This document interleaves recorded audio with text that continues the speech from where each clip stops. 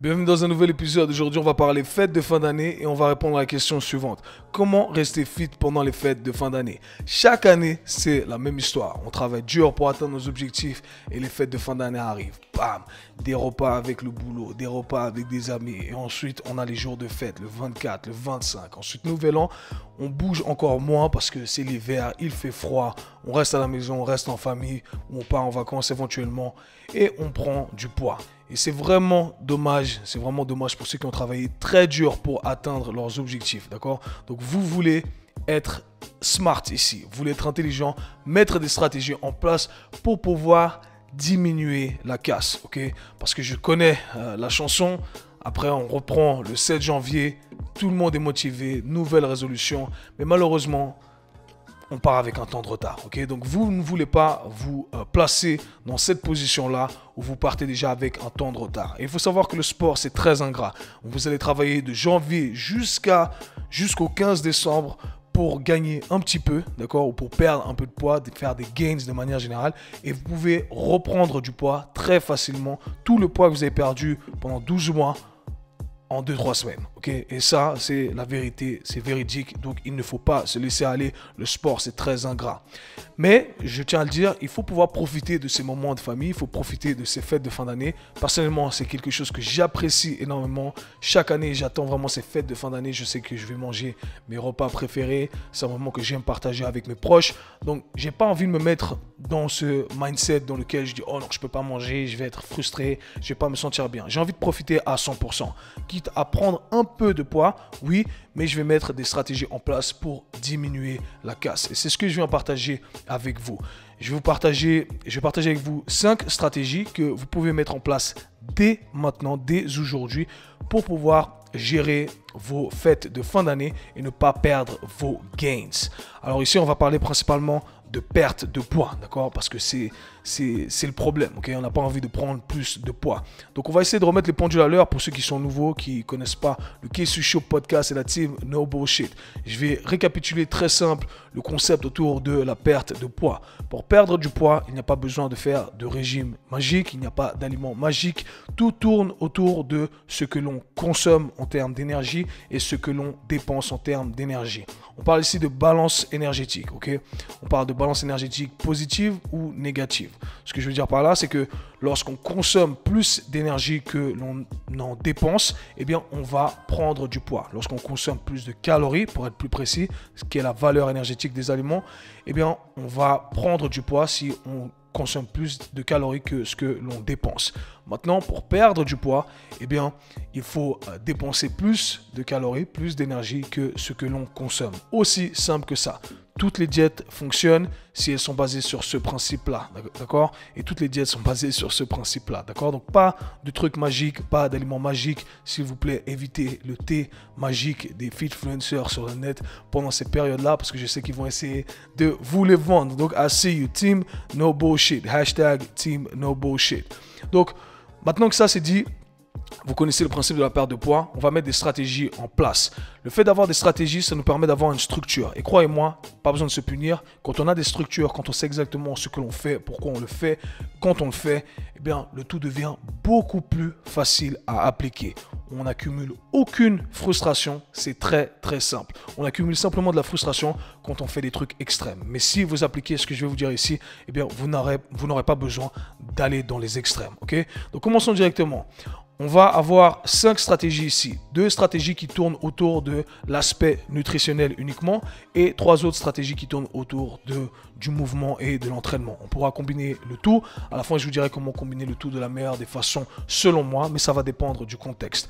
Donc, première stratégie que vous pouvez mettre en place, c'est de créer un mini déficit quotidien avant les fêtes et juste après les fêtes. Donc, le podcast va sortir le 16 décembre. Donc, on aura à peu près 9-10 jours avant le premier repas de famille, le premier repas des fêtes de fin d'année, repas de Noël pour ceux qui le fêtent. Ok?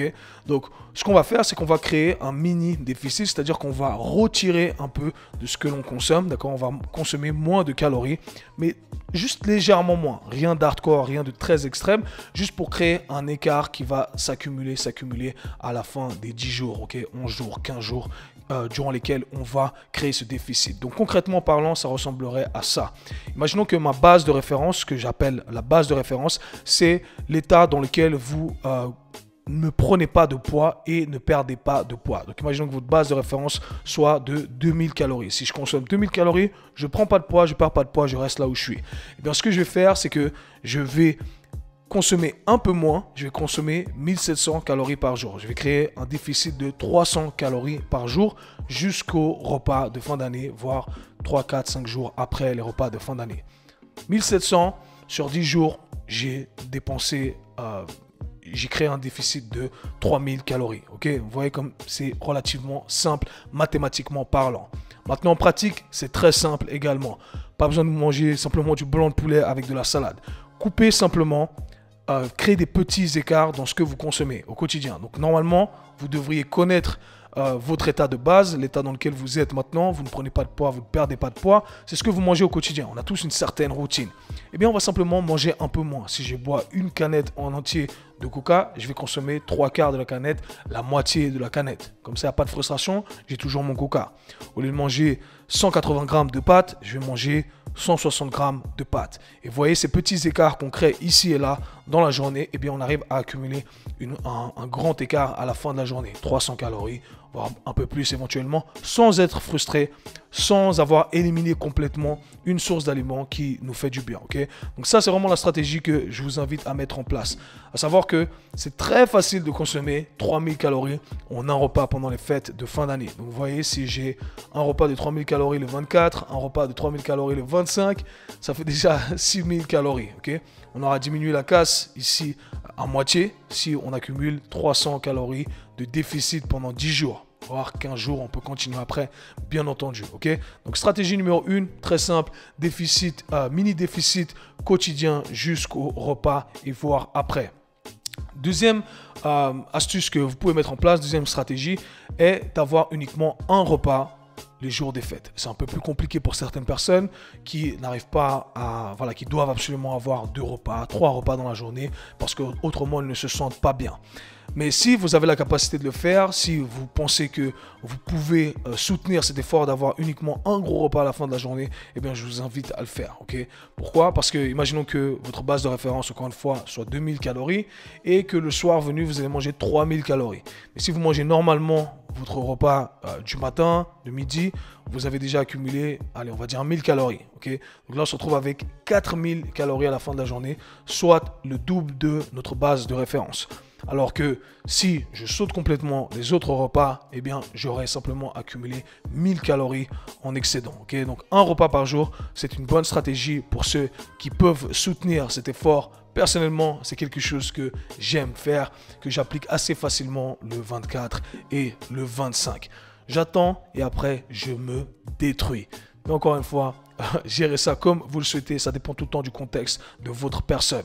On verra après comment on peut combiner le tout. Passons maintenant à l'entraînement, à tout ce qui tourne autour du mouvement. Alors, on va commencer par la première stratégie ici que j'ai notée qui est de simplement augmenter son mouvement quotidien. Okay?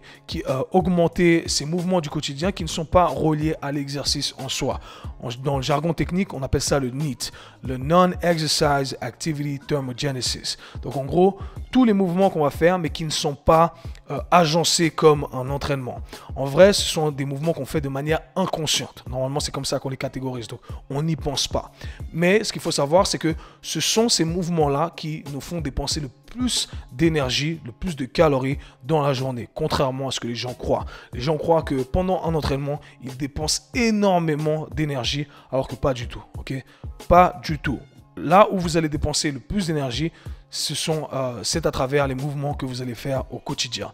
Malheureusement, la plupart d'entre nous vivons un mode de vie sédentaire, ce qui fait qu'on ne bouge pas beaucoup. Okay? Et vu qu'on ne bouge pas beaucoup, on ne dépense pas beaucoup. Donc on consomme, mais on ne dépense pas. Mais maintenant, on sait que c'est cette partie-là qui nous fait dépenser le plus de calories. Et on sait qu'on peut le faire durant la journée, d'accord, sans faire de trucs extrêmes, encore une fois. Et ça va nous permettre d'augmenter notre dépense énergétique. Eh bien, ce que je vous invite à faire, c'est de faire les choses suivantes. Simplement augmenter un peu plus vos mouvements dans la journée. Mais avant tout, j'aimerais citer une étude que j'avais lue il y a quelques temps après un podcast d'un professeur de Stanford. Et j'ai trouvé ça très intéressant. J'en ai lu plusieurs d'ailleurs. Et c'est connu encore une fois, hein, ce NEAT, c'est pas moi qui l'invente. C'est qu'ils avaient comparé deux types de professeurs d'université. Un type de professeur qui donne son cours et qui est assis et qui ne bouge pas, et l'autre type de professeur qui shivers, comment on dit ça, qui frissonne, qui bouge pendant ses explications, d'accord? Quelqu'un le professeur qui a toujours sa jambe qui bouge, ses bras qui bougent, qui se lève rapidement pendant sa présentation, etc., etc. Et vous avez vu que la différence entre ces deux professeurs, celui qui ne bouge absolument pas et celui qui fait des petits mouvements ici et là, mais durant toute la journée, les 8 heures, 10 heures de boulot, eh bien, cette personne-là dépensait jusqu'à 800 calories de plus. Donc, vous voyez, ça crée une différence énorme. En général, on utilise cette mesure, le NEAT, en traquant les steps, les pas que chaque personne fait. Pourquoi? Parce que c'est une unité qu'on arrive à mesurer. Mais ce n'est pas la seule chose qui compose le NEAT, d'accord? Ce n'est pas la seule chose qui compense toute la dépense énergétique qui n'est pas reliée à l'exercice. Quand vous allez bouger vos bras comme je le fais ici, là, durant mon podcast, eh bien, je dépense de l'énergie. Donc, ce que vous voulez faire, maintenant que vous êtes conscient de ça, c'est incorporer ce genre de mouvement dans la journée. Très simple, on va augmenter les pas, d'accord? Donc, si vous allez au boulot et vous prenez les transports publics, on s'arrête un arrêt avant et on essaie de marcher jusqu'à son travail, jusqu'à son bureau. Pareil au retour, j'aurai déjà accumulé un peu plus de mouvement. Au lieu de prendre l'ascenseur, eh bien, je vais prendre les escaliers, dès que j'ai un moment au bureau, je mets mon alarme et chaque 45 minutes, je me lève, je fais 2-3 pas, je fais 2-3 mouvements, etc., etc. Et du coup, j'aurai augmenté ma dépense énergétique. À la fin de chaque repas, éventuellement, je peux aller faire une petite marche de 10 minutes. Et juste avec des petits trucs comme ça, eh bien, on dépense beaucoup plus d'énergie. Et croyez-moi, ça fait la différence. Et les gens sous-estiment ça parce qu'on vous a mis dans la tête qu'il fallait faire du HIIT, des trucs de fou, alors que pas du tout. Des petits trucs comme ça que vous allez incorporer, c'est très facile à faire, ça fait du bien. Vous allez vous sentir mieux, articulairement parlant, le corps, le mouvement, votre corps a besoin de ça et vous allez dépenser plus d'énergie. Donc, implémentez ça tout de suite, right now.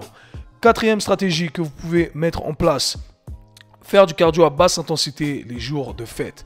J'ai fait un podcast il y a longtemps, il y a 2 ans de cela maintenant, dans lequel j'abordais la différence de dépense énergétique entre un entraînement de musculation et un entraînement de cardiovasculaire de fond, d'accord? Donc ce qu'on appelle l'entraînement à basse intensité, et l'entraînement de cardio à basse intensité dépense beaucoup plus d'énergie qu'un entraînement de musculation. Lorsqu'on fait un entraînement de cardio à basse intensité, eh bien c'est du mouvement non-stop. À basse intensité, certes, pour certains ça va être une marche rapide, pour d'autres ça va être un jogging, que ça soit sur le vélo, sur un tapis de course ou dehors, etc.